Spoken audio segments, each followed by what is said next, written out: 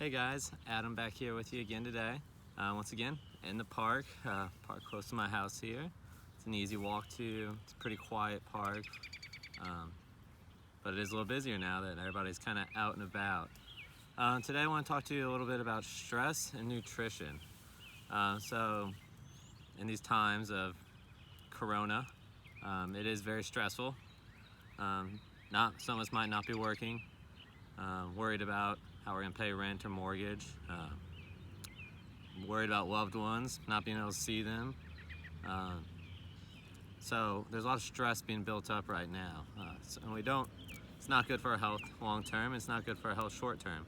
So we want to talk about it and try to figure out some ways to combat that stress.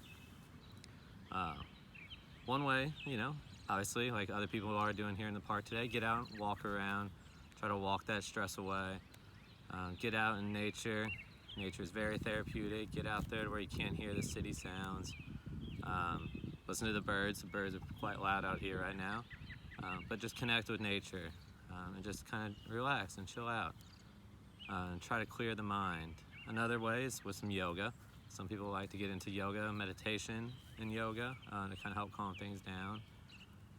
Even reading for pleasure can always calm things down. Listening to music, playing music, playing board games, just being active, getting your mind off of the stressors of the day can be very beneficial to the stress of your body. Other things that can help you with stress, but then can also stress you out more, is nutrition. So nutrition and stress kind of go hand in hand. Sometimes when we get stressed out, we tend to eat, and we're probably not eating the healthiest things at that time, which then it's kind of a vicious cycle. You get stressed and you eat, not necessarily the best things, and then you get stressed out because you ate some bad things.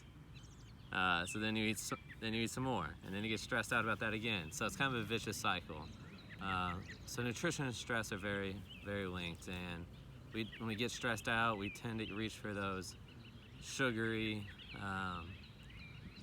high fat, in the bad fat kind of way, processed foods, which aren't good for us. And then what happens is that sends a response to our brain after we eat that, an inflammatory response to the brain, which then kind of clouds the brain, and it can cause us to have more stress as well. So when we are stressed, food can help calm it down if you eat some nice, healthy, wholesome foods. I like to say eat your whole foods, like your fruits and vegetables, your meats, things that look like actual real food, not your processed bagged food or your frozen foods. Get some real food that is very nutritious for you and nutrient dense. A lot of these packaged foods and foods on the shelves in general are not very nutrient dense. So I like to always say to avoid the aisles when you go to the grocery store and shop on the outside. When you shop on the outside, you're not going to get into much trouble, because what you're going to find is these whole nutrient dense foods, which are going to be very much more beneficial to your body in a nutritional standpoint and in a stress standpoint. It'll help calm the body down. As you know, I love to cook, so cooking for me is a stress reliever. I get in the kitchen, maybe put on some music or a podcast or a book, and kind of get lost in that, and then make up a nice healthy meal and enjoy the process and enjoy the outcome. So for me, that is very therapeutic and very stress relieving, and tonight will be the same. Not sure what's going to be on the dinner menu tonight, but it's going to be doing the same as well. So nutrition and stress kind of go hand in hand. So working on your stress, in turn, if you can get some stress knocked off your body, can help you with your nutrition, because then you tend to make better choices, and vice versa. If you make better nutritional choices, then you're probably not going to be as stressed out. So with stress, get outside, walk around, maybe do some yoga, some reading, playing some music, playing some board games, reading a book. All those kind of things can help. And then with nutrition, just make sure that you're eating real foods. If you do get something that's in a package and has a label on it, look at the ingredients and say, do I know where all these things come from? can I pronounce all these things? If you can't pronounce it and you've never heard of it, then it's probably not good for you. So just pay attention to what you're eating. It's very easy once you start to get in the hang of it to kind of look at the labels and say, hey, I don't think this is going to be beneficial for my body. This doesn't seem like something that my body could naturally find in the wild. So look for stay on the outside of the store, outside the aisles, because that's going to lead you to the better choices as well. But another thing, back to the stress, one of my favorite things to do for stress is do some breathing exercises.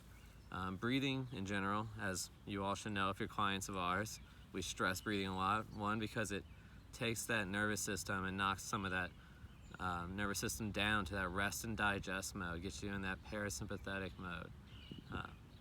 So the way I like to think about it is the parasympathetic is like the braking in a car, and the sympathetic is when you're just accelerating on the gas. So if we can hit the brakes a little bit more, knocking in that parasympathetic, then we can slow everything down and calm things down. Breath is in a very, very easy, effective, free, fast way to kind of knock that nervous system down. There's tons of research behind breath work. That's why people love the yoga most of the time, is because of the breath. It calms them down. So there's tons of breath work you can do out there. You can just focus on breathing, just really just be conscious about your breathing, and that can usually help calm you down because you start to focus on your breath and you start to take really good deep breaths. But there's all different kinds of breathing techniques out there. There's your box breathing, there's your alternate nasal breathing, there's your breath of fire, all kinds of breathing out there. But today I'm going to go through a breath from Dr. Andrew Weil. He's a functional med doctor, and he has dove into the breath work world and the medicinal mushroom world and the nutrient-rich world pretty heavily, and I enjoy his breath that he's kind of come up with, the 4-7-8 breath. Some of you might be familiar with it. It has become pretty popular now. I'm going to walk you through it real quick. So with this breath, you're going to breathe in for 4 seconds. You're going to hold that breath for 7, and then you're going to breathe out for 8 seconds. So when you breathe in, you're going to breathe in through your nose. So your breath is going to come through your nose, and then you're going to breathe out through your mouth. The whole time you're doing this, you're going to take your tongue and you're going to just gently place it right against where your teeth and the top of your mouth meet. You're going to try to hold that there the whole time. Even when you breathe out, you're going to hold that there.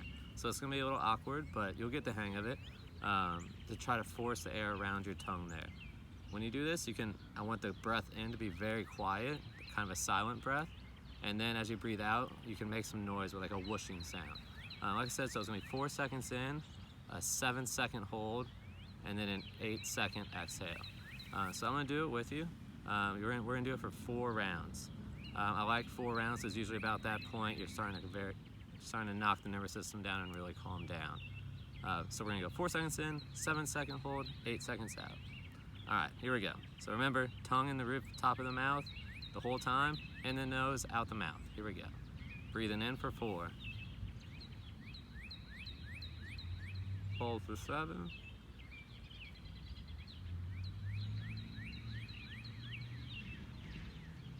Out for 8.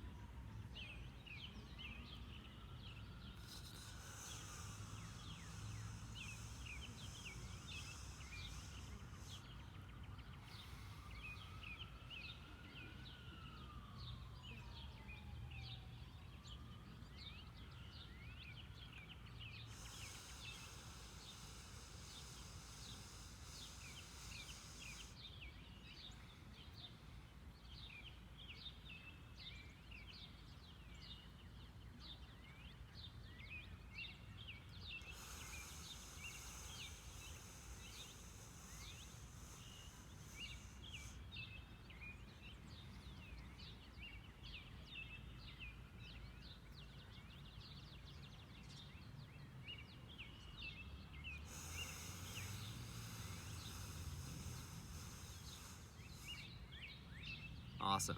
So that was pretty simple and easy. Pretty sure that was 4 rounds. I kind of got lost there. Mine started to turn off. I love that breath. It's very relaxing in itself. Just doing that with you guys right now has really relaxed me quite a bit.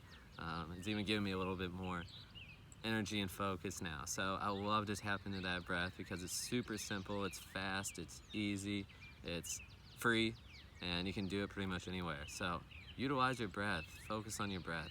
There's hundreds of different ways you can breathe and kind of calm down, so explore your options. This is just one way. This is just one way that I tend to be using right now.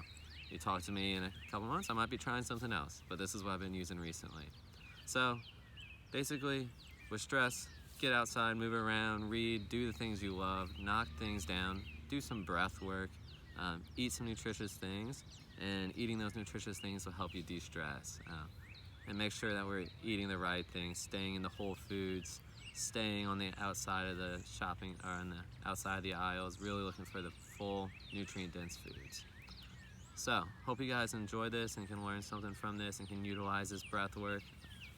I'll be back with you again later this week, obviously, to come back in and see how things are going and check in, because we do care about you guys out there and we want you guys to be doing the best you can. And we can't wait to see you back in the gym once things do get back to normal. So I hope you all are doing well and can't wait to see you guys again. So enjoy the rest of your day, and I'll be back with you soon. Be well.